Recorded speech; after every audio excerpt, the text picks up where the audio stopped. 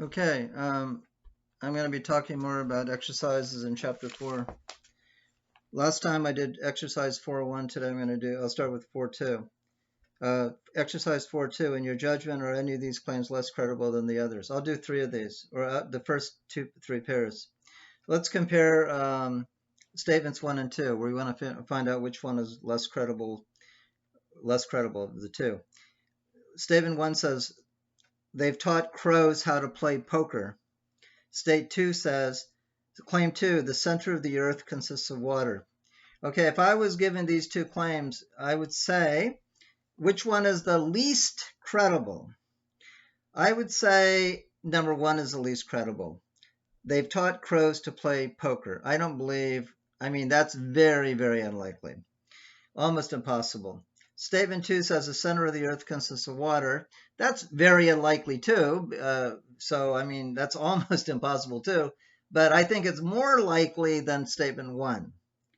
Because I think if scientists told me that, and they said, well, we made a mistake and now they can explain it, I would believe it. But I would not believe anybody that told me that they've taught crows to play poker, unless I actually saw them playing poker. Anyway, that's how I would see it. You might disagree with that. Some of these are basically subjective. But for me, statement 1 is far less credible than statement 2. I would demand more evidence for statement 1 than I would for statement 2. Now, assuming statement 2 was written in a credible scientific journal, if it was written in a tabloid, I wouldn't accept it at all. Okay, let's look at statements 3 and 4. Ray Charles was faking his blindness. That's very unlikely. Let's say statement 4, the car manufacturers already can build cars that get more than 100 miles per gallon. They just won't do it because they're in cahoots with the car industry, with the oil industry. That to me is very credible. So 4 is far more credible than 3. Okay, number 5. If you force yourself to go for 5 days and nights without any sleep, you'll be able to get on by less than 5 hours of sleep a night for the rest of your life. That's very unlikely, I would think. But look at number 6. It is possible to read other people's minds through mental telepathy. I would demand more evidence for 5 than 6. I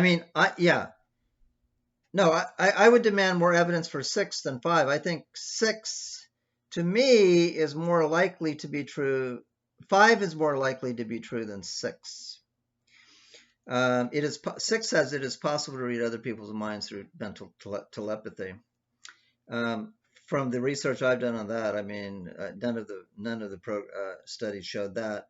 I personally would say 5 is more credible than 6.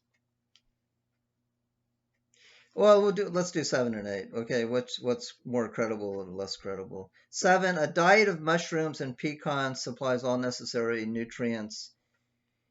It will help you lose weight. Scientists don't understand why. Compared to 8, somewhere on the planet is a person who looks exactly like you.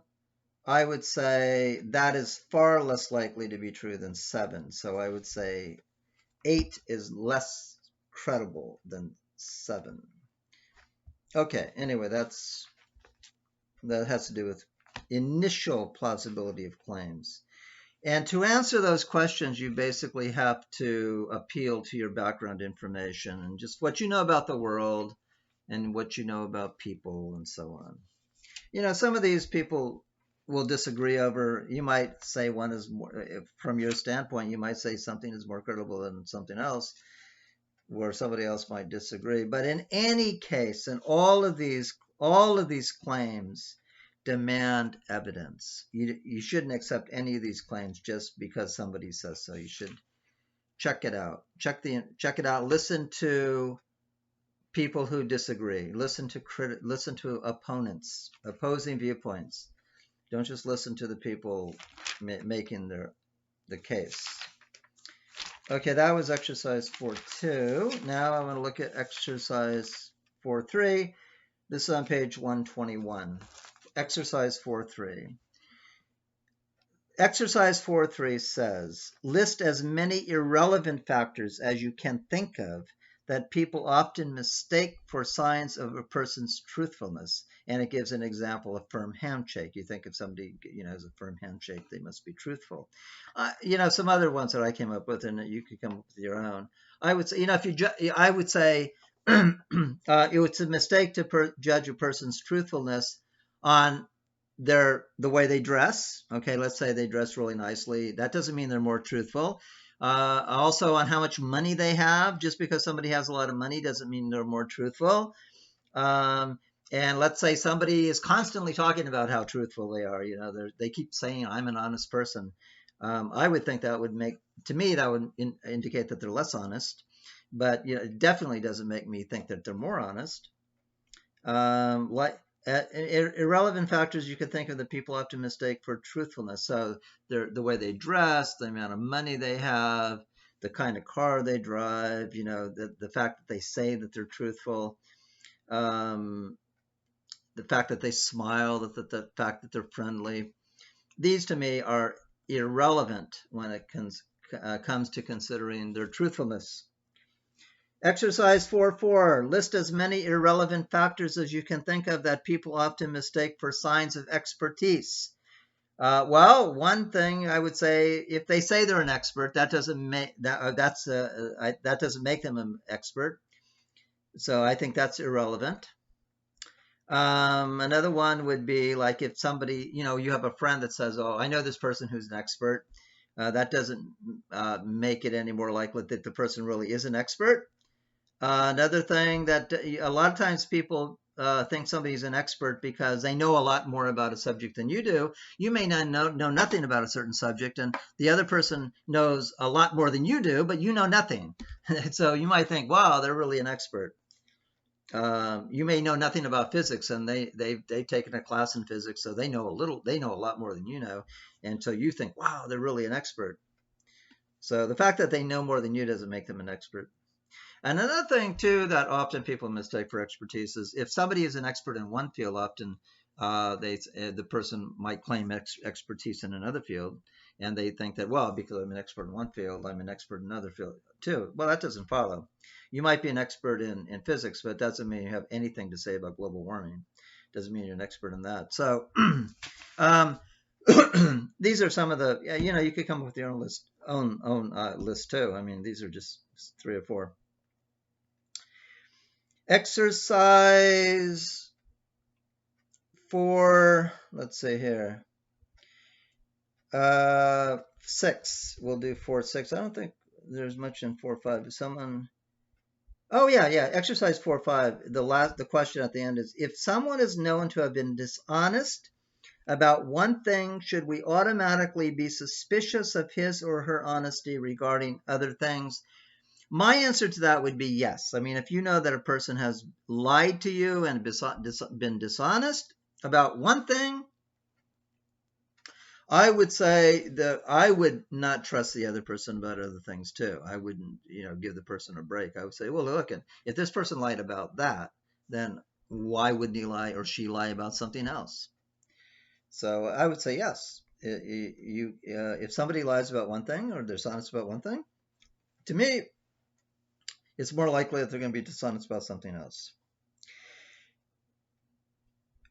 Exercise 4.6 on page 121. In a sentence, describe the crucial difference between an interested party and a disinterested party. The bottom line here is an interested party has something to gain by your believing something or by your accepting something to be true. So, and disinterested party is objective. I mean, basically, they're not going to gain anything from what you believe. So, let's say you're thinking about buying some insurance. Is this a good insurance policy to buy? Well, if you ask the person selling the insurance, that's an interested party because that person is going to make money off your buying the insurance. So, I would definitely not, trust that person. And I wouldn't also trust somebody who's selling insurance for another company because they're an interested party too, because they don't want you to buy that insurance. They want you to buy their insurance. So what you want to do is find somebody in the insurance that knows about insurance who is not going to make any money, they have no interest at all in whether you buy it or not buy it. They're not going to gain at all. They're just totally objective. That's the type of person you want to talk to. Don't talk to the father of the person selling you the insurance, because the father wants the son or the daughter to make some money off it, so they're an interested party too. So basically, you want to talk to somebody, or you want to consult a news source that has nothing to gain from your decision. Now, when it comes to products that you're going to buy, advertisements that you see, all advertisers are interested parties. So if you want to know what some advertiser is selling, if it's a good deal, definitely do not consult the advertisers, because they want to make the sale, and they're totally an interested party. They're not looking out for you, they're looking out for themselves. So basically the idea is find somebody who has not going to make any money off your decision. They have no vested interest, whether it's financial or not. Usually it's financial, but not always. Sometimes, there's other reasons, but if they have anything at all, whether it's psychological or financial to gain, do not consult them. Okay, exercise 4.7, page 121. Suppose you're in the market for a new television set. You're going to buy a new television set, and you're looking for advice as to what to buy. Okay?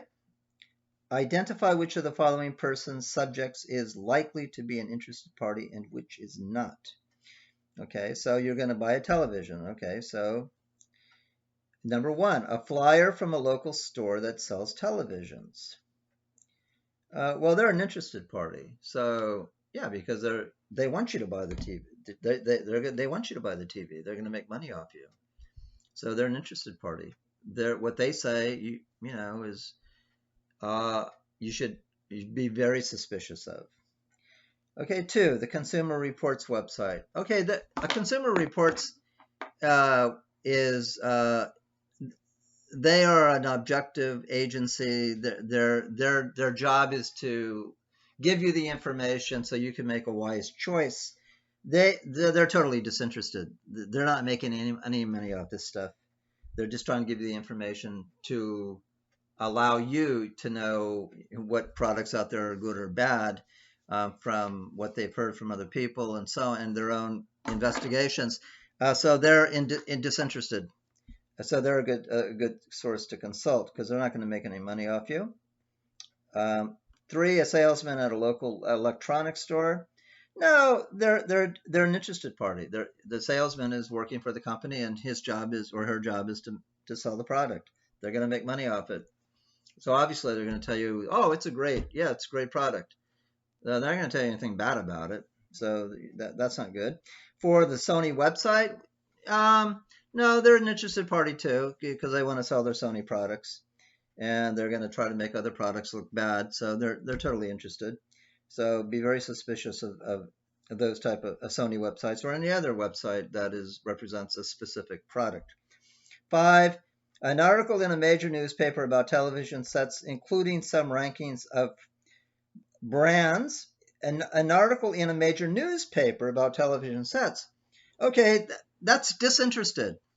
It's an article. It's talking about all the brands. So they're not making any money off you. So yeah, you should listen to that, because they're more objective. They're not going to gain anything off you. 6, a friend who owns an LG. Okay.